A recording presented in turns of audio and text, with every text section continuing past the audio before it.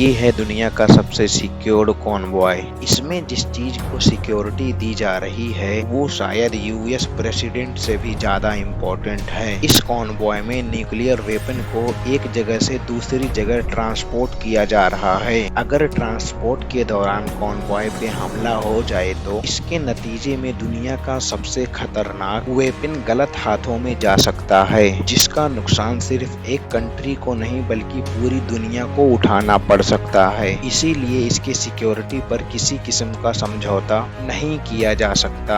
America जैसी super power country in nuclear weapons को किस तरह से ट्रांसपोर्ट करती है, इस कॉन्वॉय में कौन कौन सी गाड़ियां किस काम में लाई जाती है और अगर हमला हो जाए तो फेडरल एजेंट्स उसको किस तरह से हैंडल करते हैं। हेलो दोस्तों दुनिया भर में 12,515 न्यूक्लियर वेपन्स हैं, जिसमें से 41% अकेले यूनाइटेड स्टेट ऑफ अमेरिका के पास है। ये तमाम वेपन्स पूरे अमेरिका के चप्पे चप्पे पर फैले हुए हैं। जो एक्टिव वेपन्स हैं वो यूएस एयरफोर्स, मिलिट्री और नेवी के सबमरीन्स में मौजूद हैं, लेकिन इनमें से हजारों वेपन्स स्टोरेज मोड में हैं, यानी ये बैकअप वेपन्स हैं जो पूरे नॉर्थ अमेरिका में फैले हुए हैं। पर सवाल ये है कि न्यूक्लियर वेपन्स को फैलाकर ही क्यों रखा जाता है। न्यूक्लियर वेपन्स को हमेशा फैलाकर मुल्क के डिफरेंट पार्ट्स में छुपा कर रखा जाता है और ये इंफॉर्मेशन बहुत ही सेंसिटिव होती है। ऐसा इस वजह से किया जाता है ताकि दुश्मन अटैक करके उनको नाकारा ना बना दे। फैलाकर रखने से फायदा ये होता है कि दुश्मन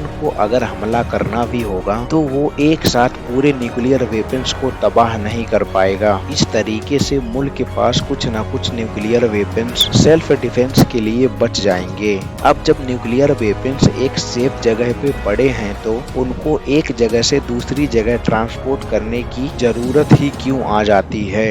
इसका सबसे बड़ा रीजन है मेंटेनेंस। जैसे मिलिट्री में हथियारों की मेंटेनेंस की बहुत जरूरी होती है, वैसे ही न्यूक्लियर वेपन्स का मेंटेनेंस करना भी बहुत जरूरी होता है।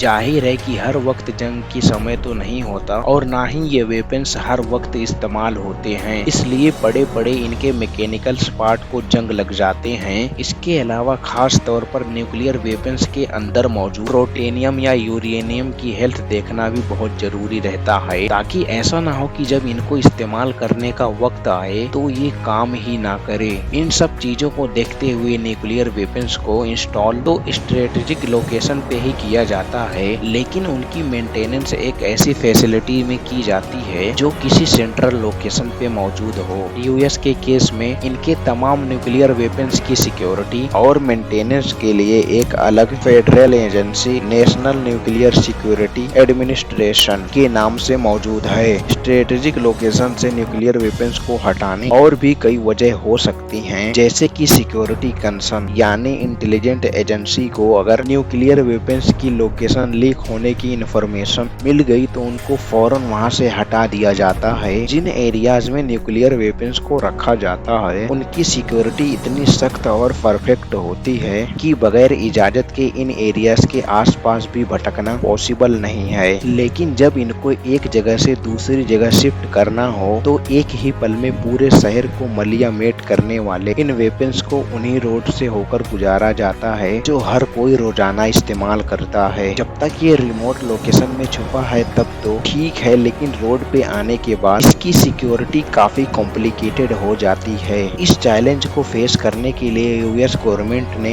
एक पूरी एजेंसी बना रखी है जिसका काम ही न्यूक्लियर वेपन्स का सिक्योरिटी करना है। ये मिलिट्री कॉन्वॉय जो आप देख रहे हैं ये अनुमान यूएसए में न्यूक्लियर वेपन्स को एक जगह से दूसरी जगह ट्रांसपोर्ट के दौरान इस्तेमाल होता है। देखने में ये इतना बड़ा कॉन्वॉय नहीं लग रहा जितना किसी वीआईपी का सिक्योरिटी कॉन्वॉय होता है, लेकिन असल में यह इतना सिक्योर्ड है कि आम शख्स ऐसी सिक्योरिटी के बारे में सोच भी नहीं सकता।